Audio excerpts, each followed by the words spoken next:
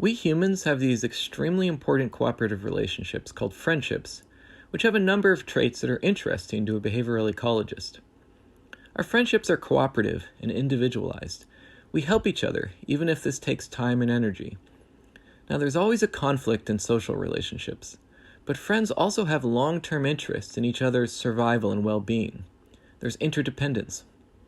Interacting with friends creates positive emotions, which allows us to exchange multiple kinds of services or favors by integrating these rewarding experiences over time. Some other species also have social bonds, with some or all of these traits. We can ask about their adaptive function, the mechanisms that regulate them, and in how many lineages they evolved. But we know very little about how social bonds actually form between strangers. Animals often choose their social partners. Other times, they're simply born into a relationship.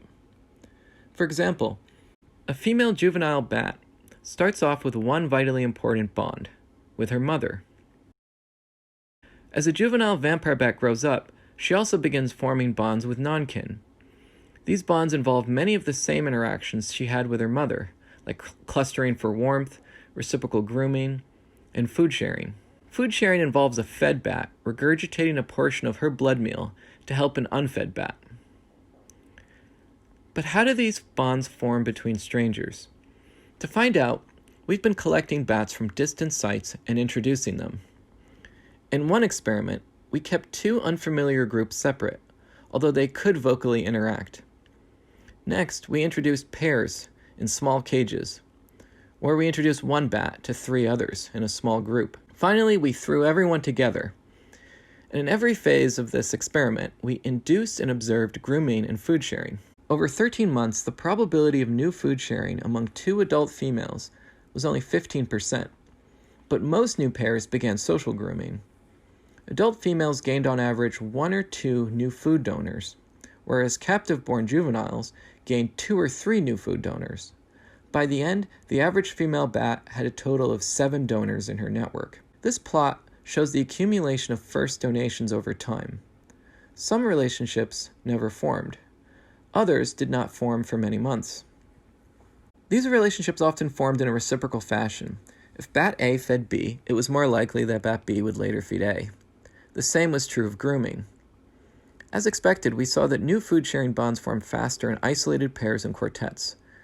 Now, these results were published earlier this year, and I've presented these results before, so I'll go through these plots quickly, but please just pause the video to take a longer look if you need. We saw that increasing grooming rates predicted new food sharing. In other words, a food donor had a history of being groomed increasingly by the bat she fed. This pattern only existed in pairs that formed sharing bonds, but not in pairs that did not. We saw that grooming rates increased up until the start of food sharing within each pair.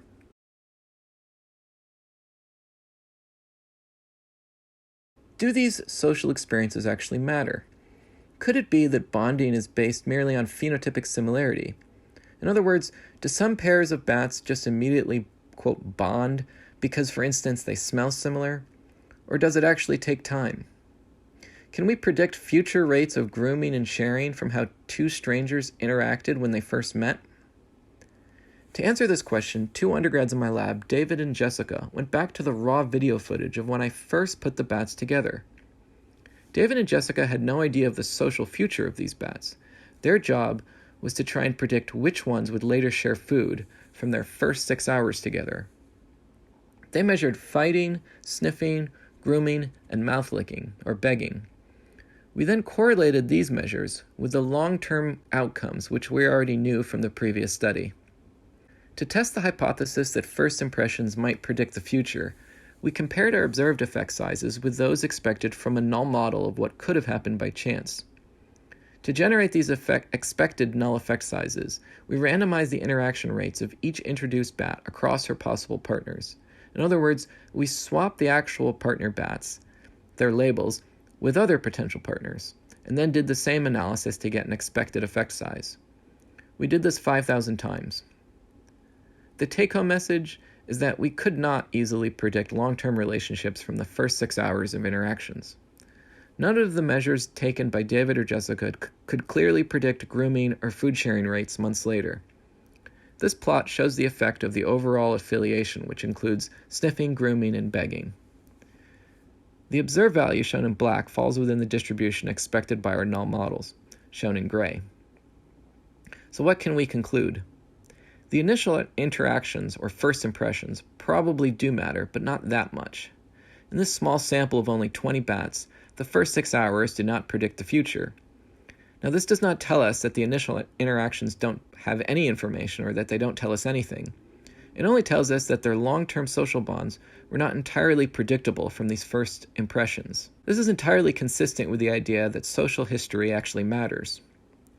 Next, we are now getting more relationship trajectory data from more bats, and we will be using proximity sensors to look at new relationship formation in a less structured group setting. In this setup, we should be able to get more reliable measures of effect sizes.